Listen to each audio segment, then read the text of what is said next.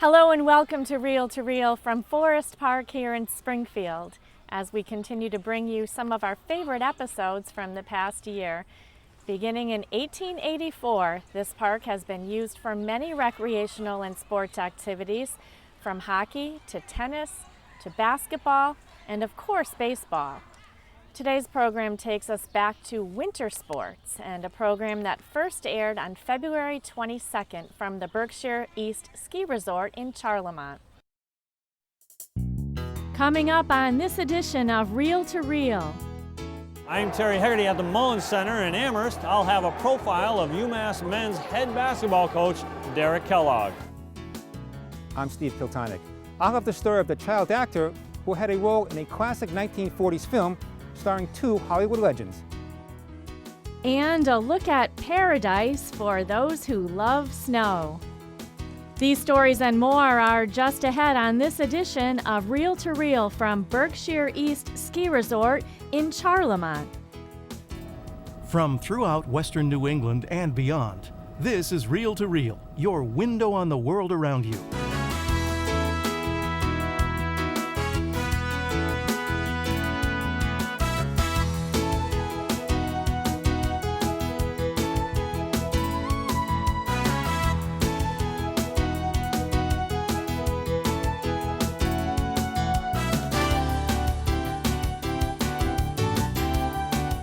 Here is your Reel to Reel host, Sharon Roulier. Hello and welcome to Reel as we come to you today from Berkshire East Ski Resort in Charlemont. Generations have grown up hearing, if you can ski the beast, you can ski anywhere. And this is still true today. Coming up, we'll show you what's new on this family-run mountain, including the new wind turbine providing 100% of Berkshire East's annual power needs. But first, we bring you an indoor sports story. The UMass Amherst men's basketball program has been getting a lot of press lately. The team had a tremendous start to its season, experienced a few bumps in the road, and is now fast approaching the end of the regular season and hopefully tournament bound. And at the helm of this remarkable comeback to a contender is the head coach, Derek Kellogg. Coach Kellogg is a local success story, a graduate of Springfield Catholic Schools and a parishioner of St. Bridget's Parish in Amherst. He recently sat down with Terry Hegarty and spoke about his faith, his education, and of course, basketball. You go on offense once and you step on Zach and on offense next, okay? Long before teaching basketball, Derek Kellogg, men's head basketball coach for the University of Massachusetts Amherst, was playing it.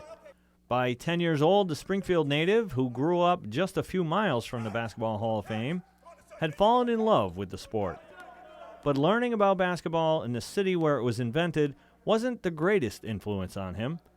Coach Kellogg, who began as head coach at UMass in 2008, says that his Catholic school education, being raised in the faith, and the family values he was taught by his parents, George and Ruth Kellogg, have helped keep him grounded. Family was a huge proponent of things that we did. We traveled together. My parents were always involved in sports and the church and the community. And they set a great foundation for me and my brother. And I think the people that we've become as adults and how we have been able to raise our kids and family has been a direct correlation to how my parents raised us, which is strong family values, that family is really one of the most important things going, and giving back to your community is important. Coach Kellogg does give back to the community, and he brings team members along for the ride. Here come the They are involved in a variety of charities, supporting the Juvenile Diabetes Research Foundation, Bay State Children's Hospital, and conducting basketball clinics at St. Bridget Parish in Amherst, where the Kelloggs belong. Growing up in the Hungry Hill neighborhood of Springfield, he attended Our Lady of Hope and Holy Name schools before moving on to Cathedral High, graduating from there in 1991. He played basketball all along the way.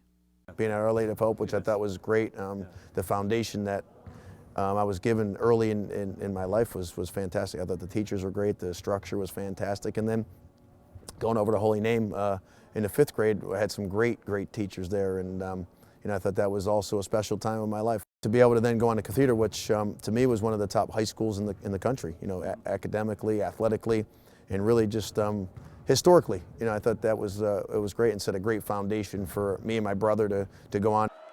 Coach Kellogg tells Reel to Reel that he's following the principles of his faith and the examples of numerous others who came before him. Learned the values of hard work, you know, seeing my parents get off and work to provide for us. My dad many times was working 2 jobs to let me and my brother have a good upbringing and raise the right way. And I take that to how I raise my family and spend time with my wife and son, and really how I am with our team of trying to make a lot of young men into grown men. And I think that takes a lot of time, effort, and the one thing that I try to do is lead by example. After being a standout player for Cathedral, he was a 4-year letter winner at UMass from 1992 through 1995. Playing on 4 Atlantic 10 Conference Championship teams. He graduated in 1995 with a bachelor degree in real estate finance. Coach Kellogg still speaks almost daily with his high school coach, Kevin Kennedy, and is also very close to his college coach, John Calipari. Another role model that Coach Kellogg still relies on is his pastor, Father John Smeagol, at St. Bridget Parish. Father, he's been great since we moved back here. He's really become a huge part of our family. He baptized my son Max, and you know, he's been there for us every step of the way, and I think we've done a nice job of making him feel a part of our UMass family. He's also a super fan, rooting the team on from the bench at nearly every home game.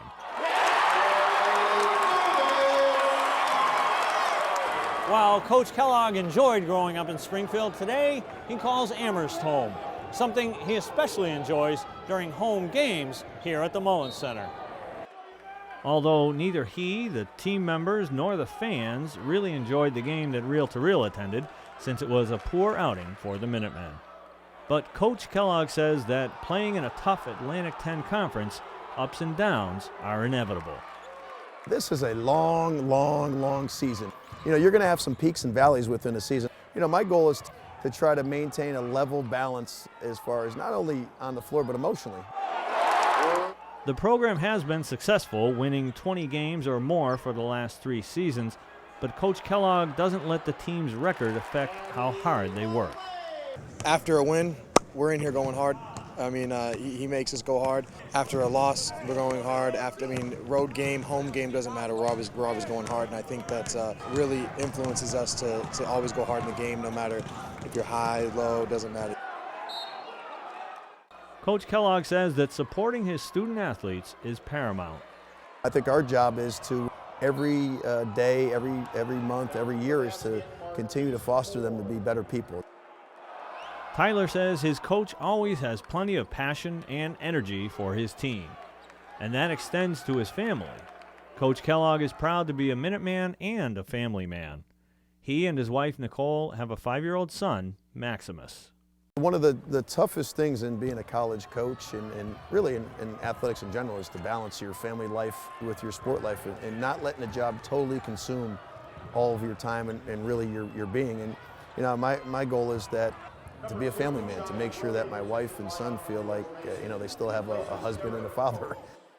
A lot of coaches, when they have free time, they have all sorts of hobbies and do different things. My hobby is to spend time with my wife Nicole and son Max. I mean, there's no better joy for me.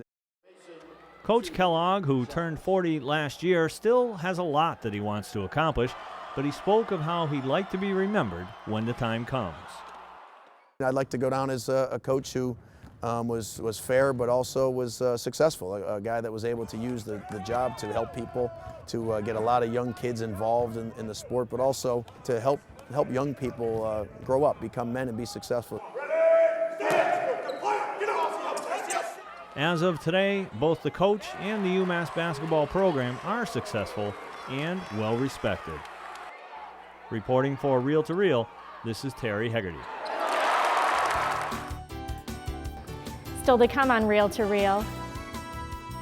Dan Dumas takes a look at what's happening in and around the Diocese of Springfield.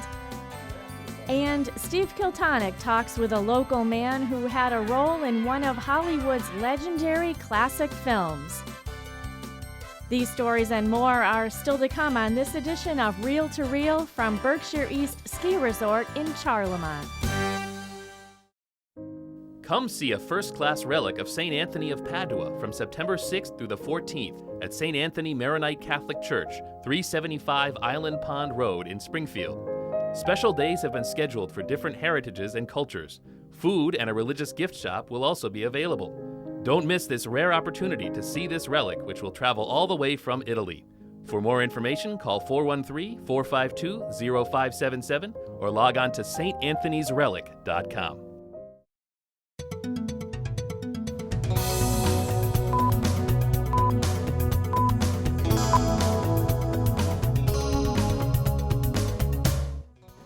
I'm Dan Dumas with your Reel-to-Reel News Brief.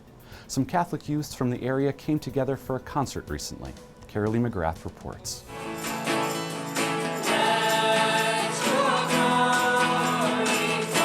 Singing from the heart and for the Lord, teens from Our Lady of the Blessed Sacrament Church in Westfield played for fellow parishioners on a recent summer Saturday evening.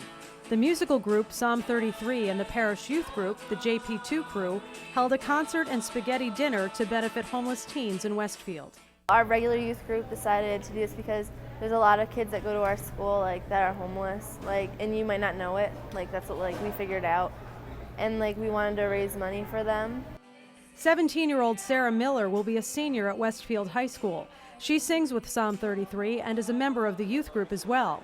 All the proceeds from the event went to the Kinship Fund, which helps homeless students at Westfield High School.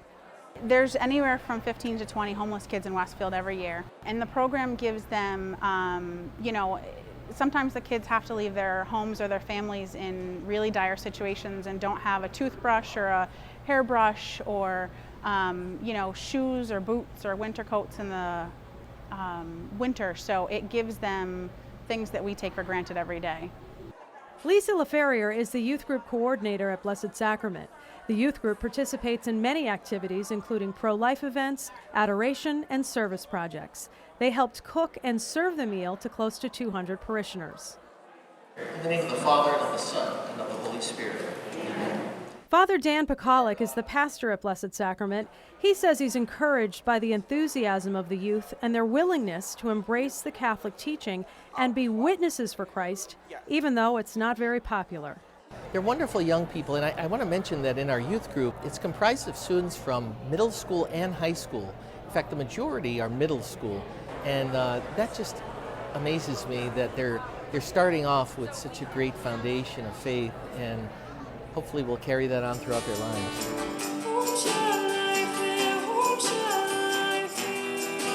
The teens raised more than $1,000. I'm Carolee McGrath reporting.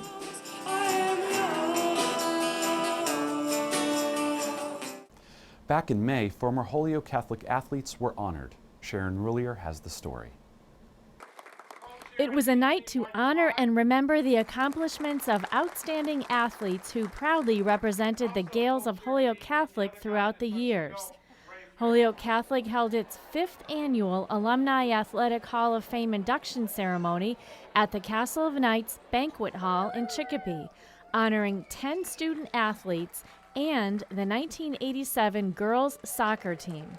There's many great athletes that came from Holyoke Catholic, and we figured it was time to start recognizing them. Throughout the years, we've had great success, and we wanted people to realize that. David Glidden, class of '79, played football, basketball, and ran track in high school.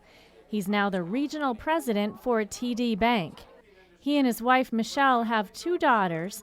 His girls accepted the award for him. It's a Catholic high school, so we're devout Catholics, and the friendships that I've made there have lasted me for a lifetime. Kara Shanahan, class of '89, was a 4-year starter on the soccer team, which won the Western Mass title in 1987. She was also on the basketball and track teams. She went to play soccer for Springfield College, and in 1994 she was crowned the Grand Colleen of the Holyoke St. Patrick's Parade. It was an honor and a privilege to be a student athlete at Holyoke Catholic, and we forged many friendships, and we have a lot of great memories from Chestnut Street. Noreen Whitcomb came to receive the honor for her late husband, John Whitcomb, class of '57, who passed away when he was only 41. The father of 4 was co-captain of the football team and All-Western Mass for football in 1957. I didn't know John when he went to Holyoke Catholic. I knew him after, but I knew it meant a lot to him, and I have a lot of friends, too, from Holyoke Catholic. The inductees also included John Ferreter, class of 77, Coast Guard officer and aviator Edward Gibbons, class of 80, Patrick Palmer, class of 63, Francis Pizzewski, class of 58, Robert Snyder, class of 76, Jeffrey Stanek, class of 92, Coach Jill Gagne, class of 75, and the 1987 girls soccer team. Reverend Eugene D. Honan, 58, received the Monsignor Timothy J. Leary Award. I'm Rebecca Drake with a special Reel-to-Reel news update. This past Wednesday, July 16th, 48 travelers from Massachusetts and 6 other states left on a Catholic Communications-sponsored pilgrimage to Poland. Leading the pilgrims as they follow in the footsteps of St. John Paul II is Father Gary Daly, Vocations Director for the Springfield Diocese. Our goal for this pilgrimage to Poland is really to walk in the footsteps of Karol Wojtyła, now St. Pope John Paul II. Our hope is to really understand a little bit better about his life, what brought him to the chair of St. Peter. Joining Father Gary and the other pilgrims are Reel-to-Reel host Sharon Roulier and Catholic Communications Chief Videographer Bill Pecosha, who will provide ongoing coverage of the 12-day pilgrimage on Facebook, iobserve.org, and Reel-to-Reel. And coming up in September, there will be special reports on the pilgrimage on Reel-to-Reel and in the Catholic Mirror magazine. And remember, throughout the summer, you can always stay informed on all the happenings in our diocese by logging onto our news and information website, iobserve.org. There you'll find up-to-the-minute and accurate news on the Catholic Church, both here in the Diocese of Springfield and beyond. You can also see video reports from Reel-to-Reel from the award-winning team at Catholic News Service. That's our news and information website, iobserve.org. I'm Dan Dumas, and that's your Reel-to-Reel News Brief.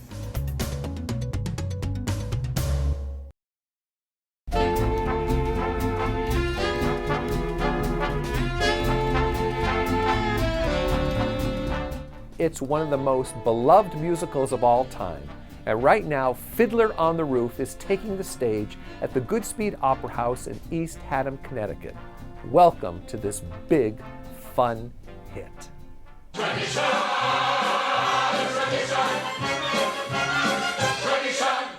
It's a story about family, love, and of course, tradition. This new version of the classic musical is bigger and better than ever. The story of the poor milkman, Tevye, who tries to keep his family together, say his prayers, but most of all, keep his traditions of his Russian village alive. The music, well, what can I say? Classic tunes like Sunrise, Sunset, If I Were a Rich Man, and of course the main song, Tradition, something Tevye tries to keep so hard.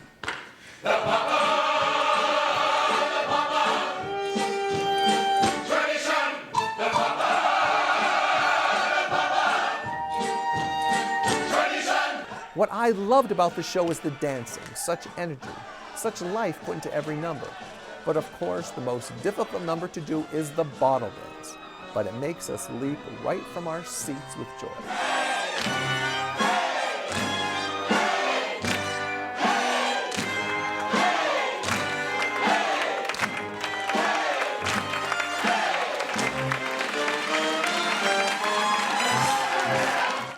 Yes, Fiddler on the Roof has been around for over 50 years, but it still makes us smile and break our hearts at the same time.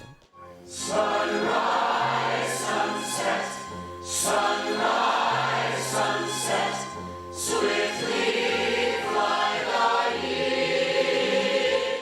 Take a trip to the Goodspeed Opera House in East Haddam, Connecticut, and see it. It'll be playing there till September the 12th. Mazel tov. Tradition, tradition, tradition. And you can see my reviews, as well as other movie reviews, provided by the U.S. Conference of Catholic Bishops online at iobserve.org. That's iobserve.org. And if you're looking for some great theater locally, why not check out the Berkshire Theater Festival, where two-time Tony winner James Naughton will present a one-man show. And in August at the Williamstown Theater Festival, two-time winner Miss Chita Rivera will give us an outstanding musical in The Visit, the latest musical from Kander and Ebb. For Real Culture, I'm Mark Giza. Enjoy this terrific weekend.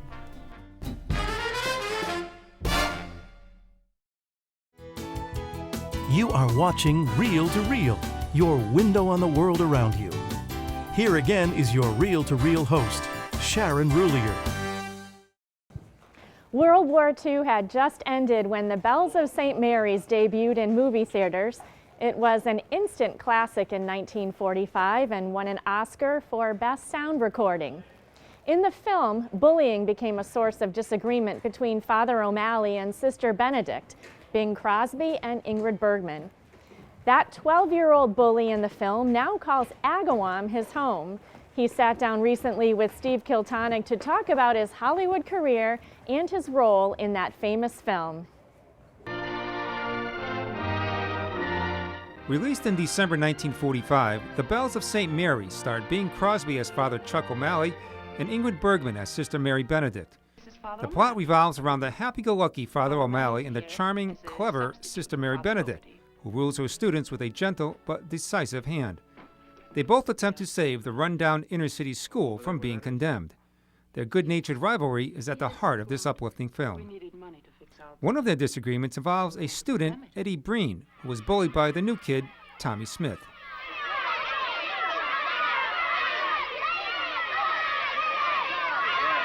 Here, break it up. I'll knock your two heads together. Eddie eventually receives some boxing instruction from Sister Benedict.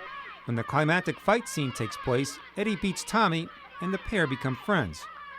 The character of Tommy Smith was played by a 13-year-old Bobby Frasco. Now 82, Bob now belongs to Sacred Heart Parish in Feeding Hills. He has called New England home for the past 18 years. Frasco was born in 1931 in Tacoma, Washington, to parents of Italian heritage. Bob says movies and movie making was in his blood, especially on his mother's side. A deeply religious woman, it was his mother, Mary, who instilled in him a strong faith. Her family was very much involved in Hollywood. They knew Bing Crosby's brother, they were friends, and so they said to go to California because my Aunt Helen was very competent as a child actress. Not long after enrolling in St. Thomas the Apostle School in Los Angeles, Bobby had his first job in the movies. I must have been about 5 years old, and Carrie Cooper was in it. And we were up in Montana, supposedly, and he was riding a horse, and I was one of the kids in the town. As a child actor, many of Frasco's early roles were small bit parts. But just being on the set exposed him to Hollywood's leading men and women. Our Lady Hamilton and Laurence Olivier and Vivien Leigh were in that. He was acting as Lord Nelson. Frasco also played a peasant in the 1938 classic Hunchback of Notre Dame with Charles Laughton and Maureen O'Hara. And I did that 3 times, but I was very shy. I couldn't remember the lines. I was frightened. I didn't know what to do. Frasco recalls what the director told him. And he said, Bobby, he said, you're the very best for this part, but for some reason, you don't want it. And that changed my whole life. The first time I can remember losing anything. Bob was determined not to let another opportunity pass by. I got another call. There was a movie called The Bells of St. Mary. They wanted kids from Catholic schools mainly to be on the set. So when I got there, I said, I'm going to get this part. Around 25 boys tried out for the part of the bully. I was a street kid in Los Angeles. I had more than one fight and bloody nose. And they asked us to demonstrate one shot, one punch that would really foretell a knockout. Bob also impressed the director, Leo McCarey, with his big swing and was thrilled when he got called back. To pass the time in between takes, Bob would often shoot hoops with Bing Crosby. And he'd get the basketball and say, let's shoot some baskets for 10 cents. And I thought, that's too much, you know, a penny I can afford. But we would shoot baskets, and he was darn good. I mean, he was. And he treated me like a father treats a son. During the final fight scene, Tommy is on the receiving end of a punch and goes down hard. That was a one take, and I was the main designer of it. And I told him where to hit to give me enough room to go sideways. And when I did that, I did it so well that it was silent. They thought I was hurt. And then I started laughing, and they were giving me an applaud. I'm sorry I had to do that to you, Tommy. But if you're a good sport, we'll shake hands and we'll be friends. I'll even buy you an ice cream cone. 2 scoops? 2 scoops. Okay. While the movie gave him fame, by the time he was 18 and out of high school, Frasco had enough of acting. Instead, Frasco enlisted in the Air Force and spent 4 years in the Korean War zone. When he came home, he married, had 2 children, and was looking for something exciting. He found his passion in investigative work. 5 years later, at age 32, Bob opened his own investigative company, Frasco Incorporated. Last year, Frasco visited St. Mary's High School here in Westfield. He spoke to students about his acting career, life after Hollywood, and his strong Catholic faith. The entire student body saw the bells of St. Mary's in the cafeteria, many for the first time. Here, Bob was in his element. He answered questions, signed autographs, and posed for pictures. He also strongly urged students to hold on to their Catholic identity. What I learned from my family about the Catholic faith, never give it up. If you give it up for a while, go back to it. Never give it up. Make your faith your life. Bob and his wife of 42 years, Elaine, are very involved at Sacred Heart. I do love being Catholic, and I do love my faith. And as I mentioned to you, I go to Mass daily, daily communicant. I lecture 3 or 4 times a week. I say the rosary as often as I can, including at Masses. As for the bells of St. Mary's, Frasco still has a hard time believing that he actually took part in this all-time classic film. I can look back and say I was really lucky. I'm still lucky. 67 years ago, I was in that movie, and now I'm being interviewed by Reel-to-Reel. But I'll never forget it. I hear the bells of St. Mary, the song, it takes me right back.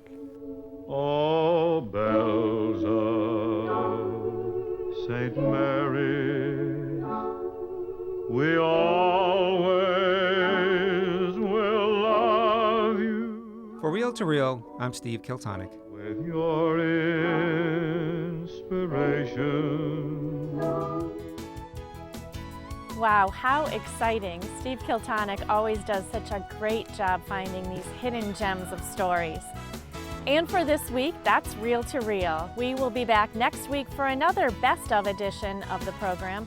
Until then, you can always find up-to-date information on the church in the Diocese of Springfield and around the world by logging onto our website at iobserve.org. And in the meantime, come on down to Forest Park and spend a few hours picnicking, walking, or even visiting the zoo. I'll see you again next week.